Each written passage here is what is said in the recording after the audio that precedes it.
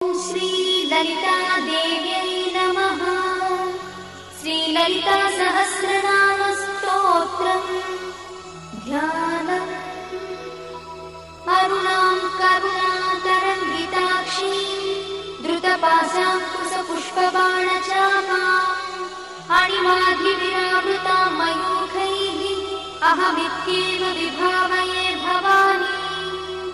ध्यायेत् पद्मासनस्थां विकसितवदनां पद्मपत्रायताक्षीं हेमाभां पीतवस्त्रां करकलितलसद्देव पद्माम्बराङ्गीं सर्वालङ्कारयुक्तां सततमभयदां भक्तनम्रां भवानी। श्रीविद्यां शान्तमूर्तिं सकलसुरक्तां सर्वसम्पत्प्रदात्री